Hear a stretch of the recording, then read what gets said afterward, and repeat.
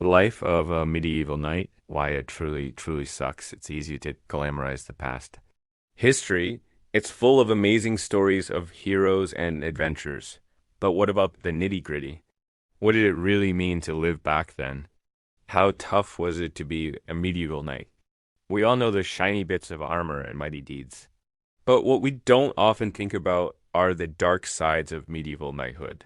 Today we want to shed light on these aspects. The ugly, the hard, and the little known truths about life as a medieval knight. Join us as we uncover the real story behind the myths and legends.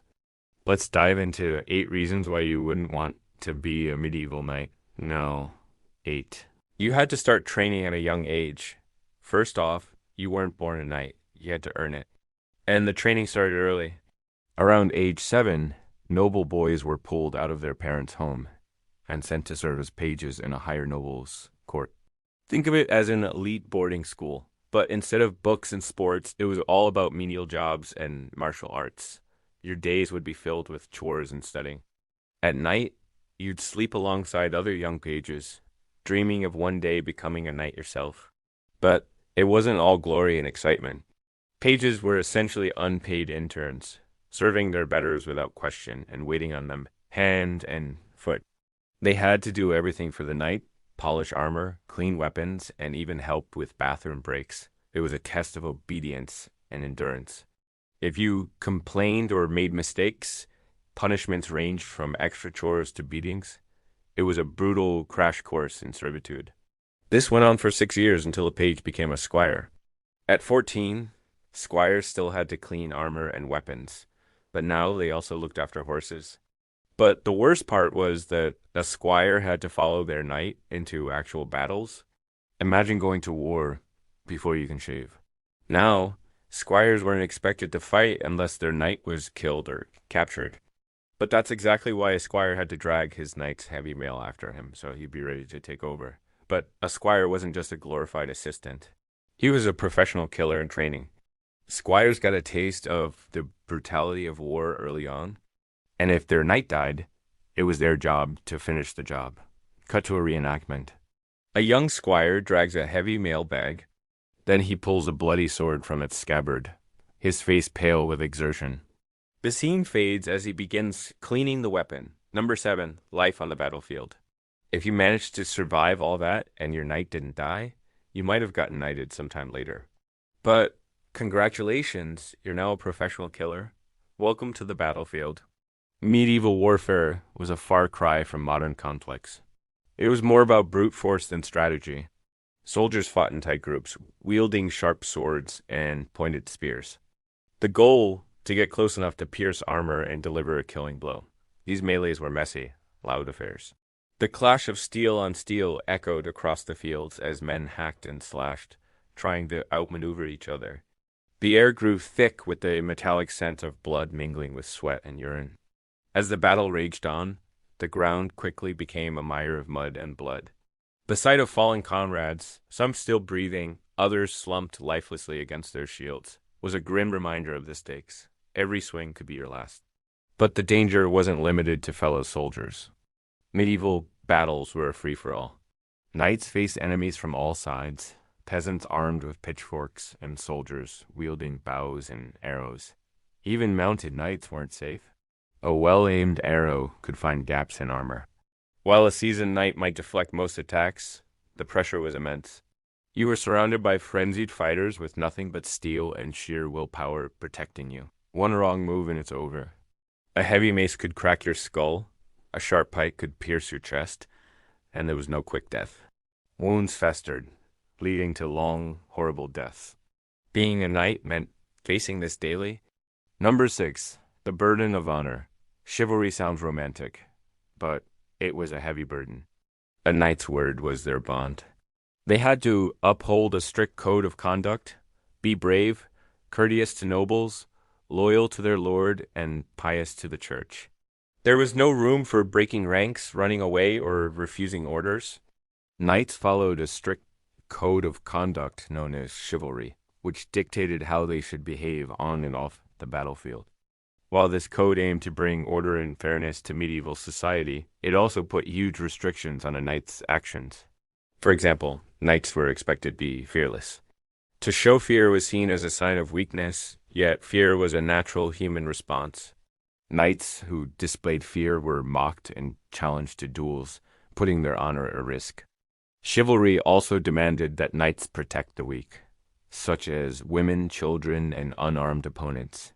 While this may sound honorable, it also meant that knights often found themselves fighting battles they might not have chosen.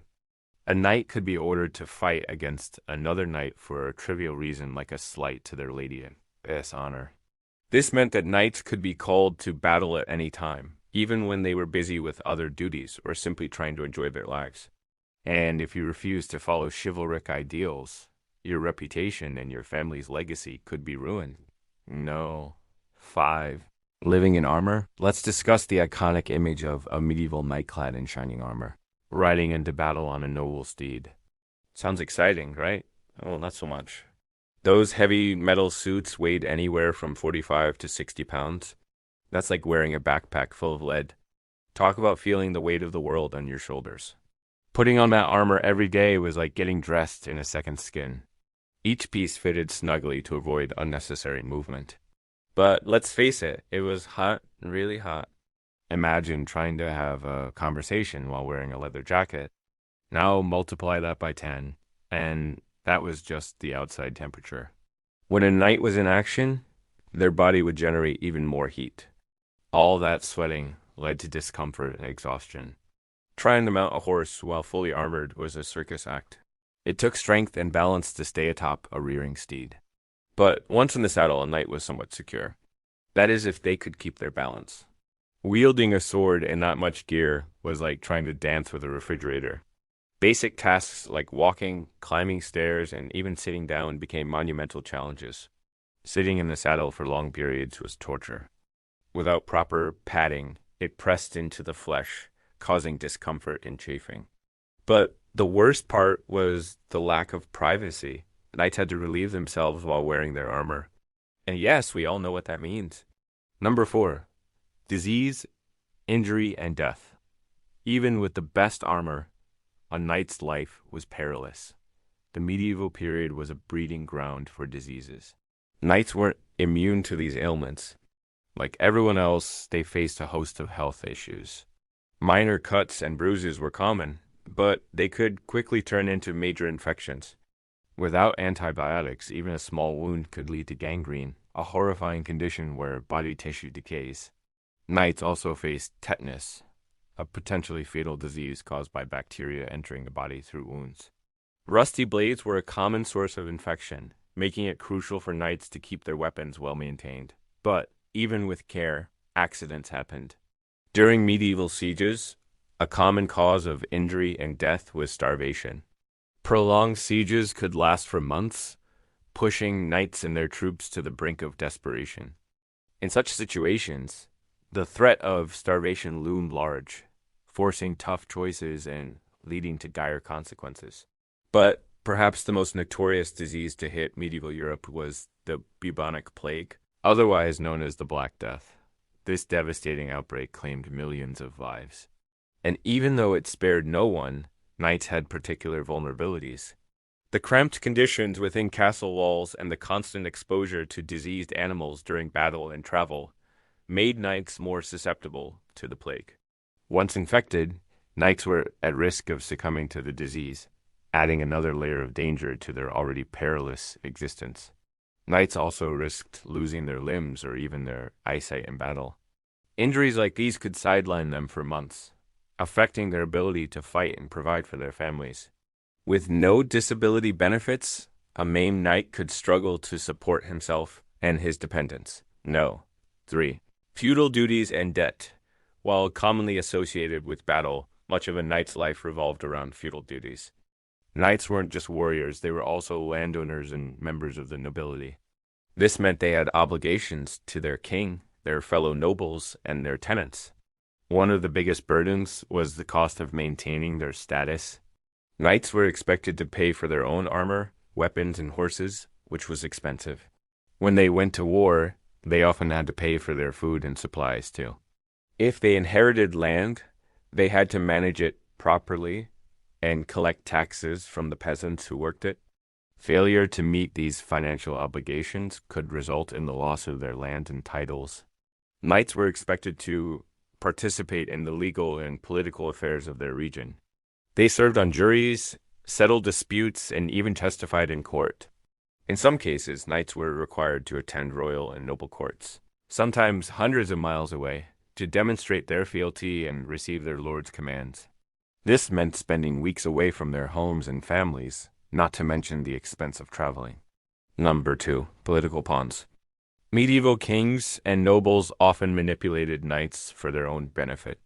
Kings would send knights to fight in wars they themselves didn't plan to join, telling them heroic tales to convince them to do so.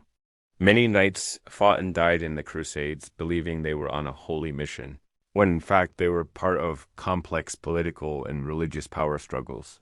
These knights often ended up betrayed, slaughtered, or abandoned by the very leaders who had sent them to war.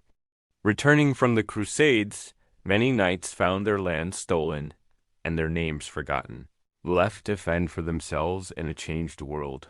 No, one, obsolete and forgotten. By the late Middle Ages, knights had become outdated.